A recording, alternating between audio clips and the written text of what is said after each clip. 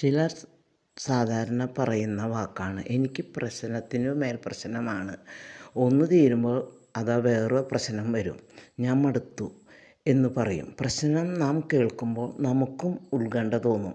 എന്തു ചെയ്യും? ദൈവത്തിന് പരിഹരിക്കാൻ പറ്റാത്ത കാര്യങ്ങളുണ്ടോ?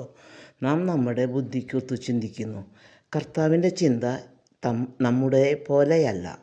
കർത്താവ് പറയുന്നു, ഞാൻ നിനക്ക് മുമ്പേ പോയി മലകൾ നിരപ്പാക്കുകയും പിച്ചളവാതിലുകൾ തകർക്കുകയും ഇരുമ്പോടമ്പലുകളെ ഒടിക്കുകയും ചെയ്യും.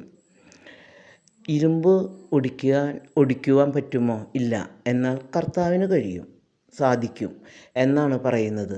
പൗലോസും സീലാസും ഇരുമ്പ് ചങ്ങലകളാൽ ബന്ധിതരായി കിടക്കുമ്പോൾ അവർ ദൈവത്തെ കൈകൊട്ടി സ്തുതിച്ചു.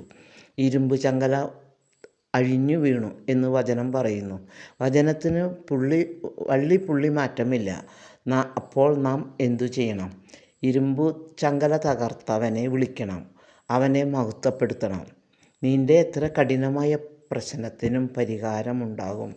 ചെങ്കടലിൻ്റെ മുമ്പിൽ തൻ്റെ ജനം നിന്നപ്പോൾ വെള്ളത്തെ രണ്ടാക്കി സമുദ്രത്തിൽ വഴിവെട്ടിയവൻ, തൻ്റെ ജനത്തെ ശത്രുവിൽ നിന്നും രക്ഷിച്ചവൻ, അവൻ നിനക്കും ഒരു പാതയൊരുക്കും.